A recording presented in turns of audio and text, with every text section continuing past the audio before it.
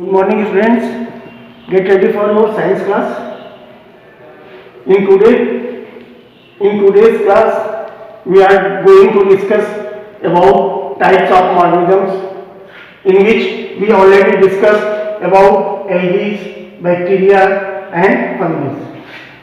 And now in today's we are discussing for protozoa and virus. Fourth microorganisms is protozoans and fifth is virus. Now protozoa. We are going to discuss about protozoa.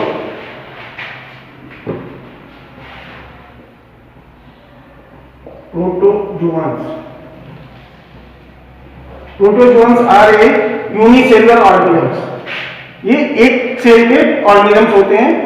ये scientist मानते हैं कि ये first animal of the earth में पहली उनकी उत्पत्ति सबसे पहले एनिमल्स में प्रोटोजोन्स की हुई थी. प्रोटोजोन्स एनिमल्स में आते हैं. इसकी वजह मेन ये है कि ये ज्यादातर एनिमल्स जो प्रोटोजोन्स हैं वो हेट्रोट्रॉफिक फूड नेचर के होते हैं. Heterotrophic and saprotrophic, heterotrophic and autotrophic, दो टाइप के फूड आप लोगों को बता चुके हैं. Mode of nutrition, heterotrophic and autotrophic. Autotrophic वो न्यूट्रिशन है जिसमें ऑर्गेनिजम्स अपना खाना खुद बनाते हैं, और हेट्रोट्रॉफिक वो है जिसमें वो पूरी तरह से ऑटोट्रॉफस या दूसरी चीजों के ऊपर निर्भर करते हैं. तो प्रोटोजोआ जनरली हेट्रोट्रॉफिक में आता है, लेकिन इसमें एक ऐसा ऑर्गेनिजम्स है जिसका नाम है यूग्लिना. यूग्लिना जो है, यूग्लिना इसमें क्लोरोफिल होता है और ये फूड सिंथेसिस करता है. यूग्लिना फोटोसिंथेसिस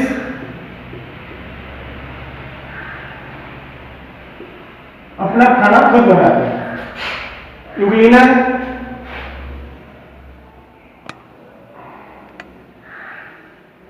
इसमें क्लोरोप्लास्ट पाया जाता है. इसके मूवमेंट के लिए फ्लैजेला होता है.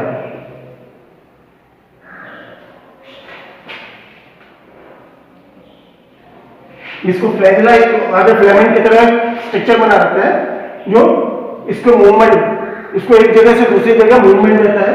इसमें एक न्यूक्लियस होता है और क्लोरोप्लास्ट होता है. क्लोरोप्लास्ट ये इसमें क्लोरोफिल नाम का एक सब्सटेंस होता है जो फूड बनाने में इनको हेल्प करता है. इसके ऊपर में ये सेल मेम्ब्रेन है.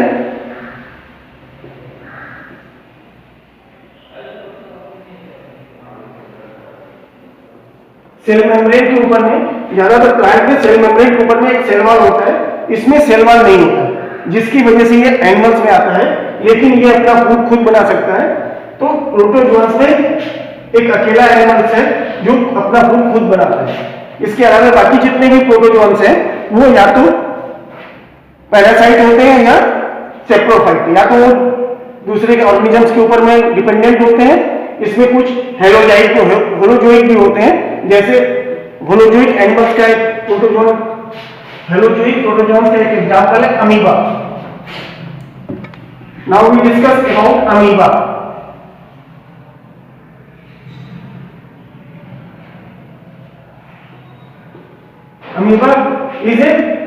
अमीबा का जो न्यूट्रिशन होता है वो होलोजोइक होता है.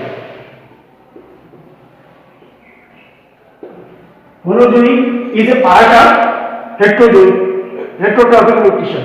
हेट्रोट्रॉफिक में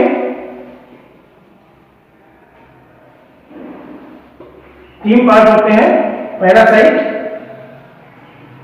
पैरासिटिक, दूसरा सेप्रोफिटिक,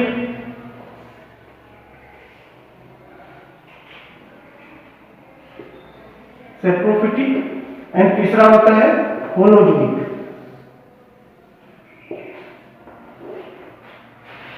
तो ज्यादातर प्रोटोजोन्स या तो पैरासाइट होते हैं या होलोजोइक होते हैं. इसमें सेप्रोफिटिक नहीं होते. ज्यादातर प्रोटोजोआ या तो पैरासाइट होते हैं या होलोजोइक होते हैं. इसमें सेप्रोफिटिक नहीं मिलते। पैरासिटिक में वो ऑर्गेनिजम्स आते हैं, वो प्रोटोजोआ आते हैं जो दूसरे एनिमल्स के शरीर में जाके अपना घर बनाते हैं या वहां से खाना लेते हैं। और होलोजोइक वो एनिमल प्रोटोजोन्स हैं जो अपना खाना पकड़ते हैं, खुद कैप्चर करते हैं और उसको खाते हैं। जस्ट लाइक अमीबा, अमीबा में भी वही चीज है, ये इसका बॉडी जिगजैग मोशन में होता है, इसके बॉडी का कोई रेगुलर शेप नहीं होता है, ये अपने सेल को किसी भी आकार से बना लेता है। ये न्यूक्लियस, ये इसका सेल मेम्ब्रेन होता है,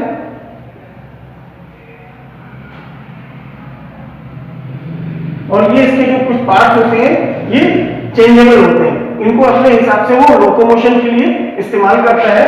इसको जब चेंज करता है, इसको ऐसे बना लेता है, तो इस पोर्शन को बोलते हैं सूडोपोडिया। सूडोपोडिया, ये चीज सूडोपोडिया इनका एक एक्सटेंशन है सेल मेम्ब्रेन का, जिसमें ये फूड कैप्चर करने के लिए और लोकोमोशन के लिए इसका यूज करते हैं। दो एनिमल्स हो गए आपके इसके, एक हो गया यूग्लिना और दूसरा हो गया अमीबा, और तीसरा है आपका पैरामीशियम। इसमें लोकोमोशन में सूडोपोडिया का यूज होता है, इसके लोकोमोशन में फ्लैजिला का यूज होता है, और पैरामीशियम में सीलिया का यूज होता है।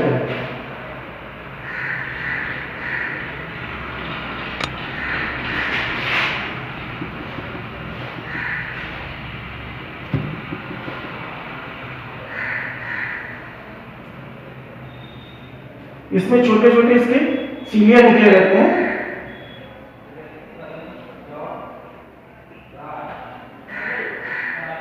ये माउथ अपर्चर है, ये सीलिया है, ये सेल मेम्ब्रेन है।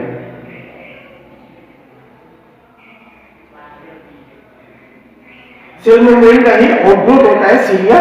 ये छोटे छोटे हेयर लाइक स्ट्रक्चर होते हैं जो हमेशा मूव करते रहते हैं। इन्हीं मूवमेंट की वजह से वो एक दूसरे से एक जगह से दूसरी जगह जाता है, और इन्हीं मूवमेंट की वजह से ये फूड कैप्चर करता है। अगर फूड पार्टिकल यहाँ आए तो पानी में इसको चूंकि ये वाटर को अपने सीलिया से उसको मूवमेंट देता रहता है, तो फूड पार्टिकल इसके साथ में यहाँ अंदर आ जाते हैं, और अंदर आके उसको फिर उनका वो डाइजेस्ट करके वो अपने फूड कैप्चर करता है, जिसकी वजह से ये होलोजोइक में आता है। ठीक है, first Euglena, second amoeba and third paramecium.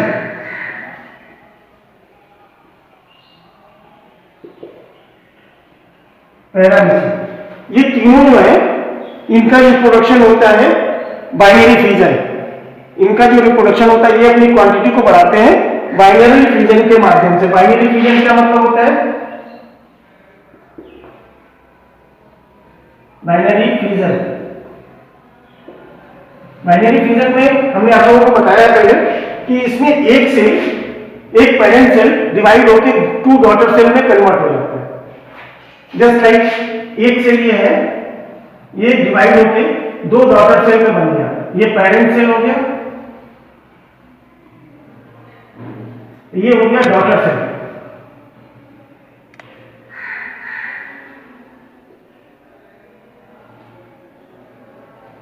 ये दोनों डॉटर सेल है। तो ये इनका रिप्रोडक्शन का तरीका है। अमीबा, यूग्लिना और पैरामीशियम, इन तीनों का ये इनका फूड ऑफ न्यूट्रिशन एक जैसा है। अमीबा और पैरामीशियम का, यूग्लिना ऑटोट्रॉफस है, लेकिन तीनों का रिप्रोडक्शन सिस्टम एक जैसा होता है। रिप्रोडक्शन उनका जो हैबिट है वो तीनों का बाइनरी फ्यूजन से होता है। अब आइए एक पैरासाइट प्रोटोजोन्स को लेते हैं।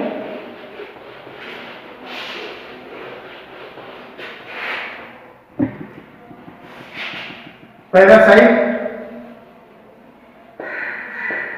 प्रोटोजोआ,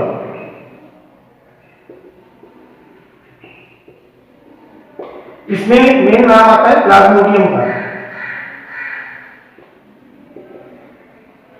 प्लाज्मोडियम एक ऐसा ऑर्गेनिज्म है प्रोटोजोआ का जो मलेरिया कॉज करता है।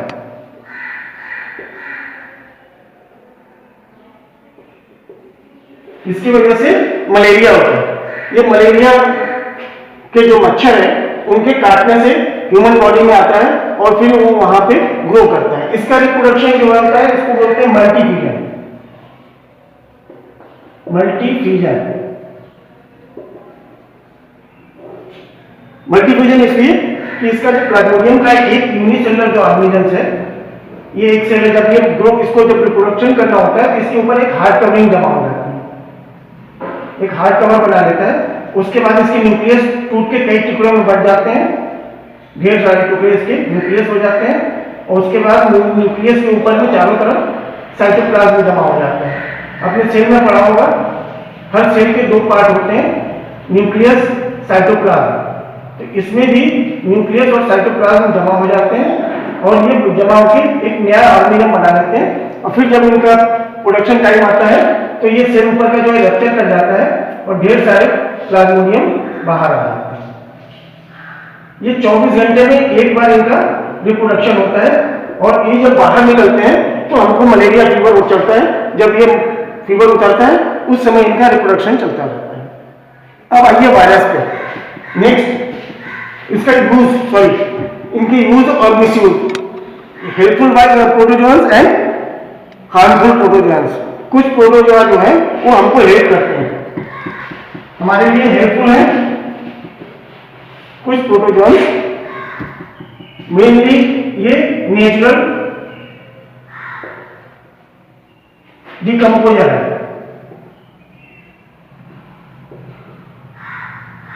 ये नेचुरल डिकम्पोजर है।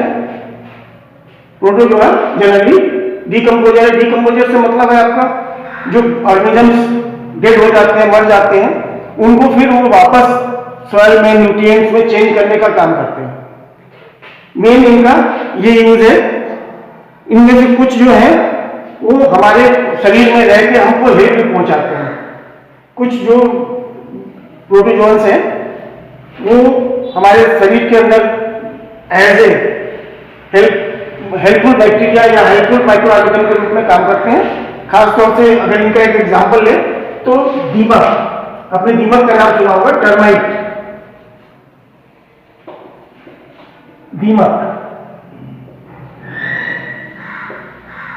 दीमक लकड़ी खाती है, तो दीमक के शरीर में कुछ प्रोटोजोअन्स होते हैं जो लकड़ी को पचाने का काम करते हैं।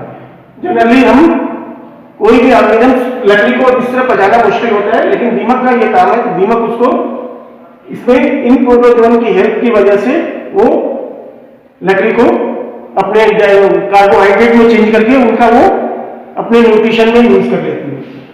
और हार्मफुल, अब आइए हार्मफुल पे।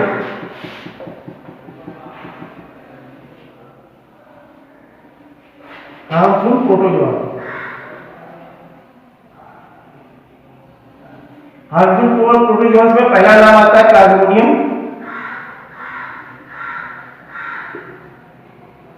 और दूसरा नाम आता है एंट अमीबा,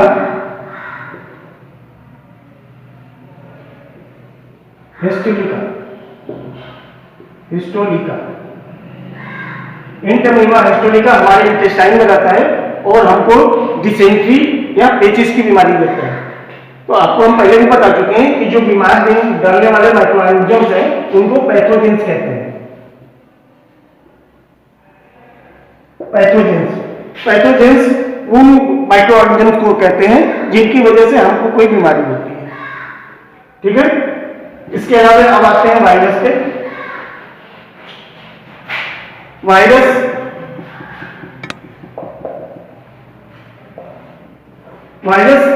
एक ऐसा ऑर्गेनिज्म है जिसको हम ना लिविंग कह सकते हैं और ना ही नॉन लिविंग। ये इन दोनों के बीच की चीज है, ना ये लिविंग है ना ही ये नॉन लिविंग है। इसमें सिर्फ एक इसका वायरस में सिर्फ डीएनए मटेरियल होता है। डीएनए मटेरियल होता है जो एक प्रोटीन की कोटिंग होती है। ये प्रोटीन की कोटिंग से कवर रहते हैं।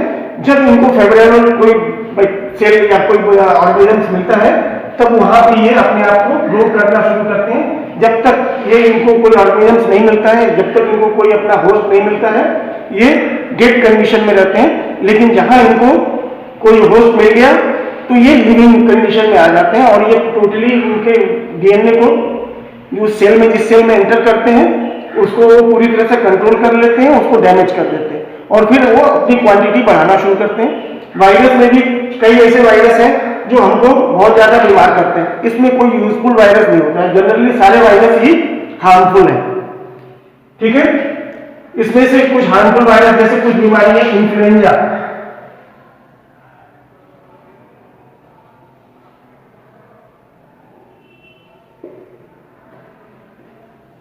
इन्फ्लुएंजा है, मीजल्स है,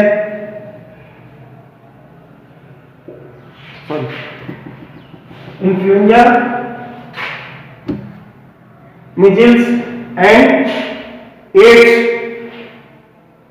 आजकल कोरोना भी आया हुआ है, वो भी वायरस है।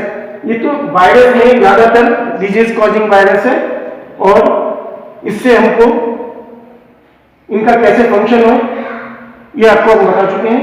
जनरली ये नॉन लिविंग कंडीशन में रहते हैं, लेकिन जहां इनको सेल या कोई दूसरा ऑर्गेनिज्म जिसमें ये होस्ट अपने एंटर कर सकते हैं, वहां जाके ये अपनी बॉडी को ग्रो करना शुरू करते हैं और उस सेल को पूरी तरह डैमेज करके उस पर अपना कंट्रोल करते हैं।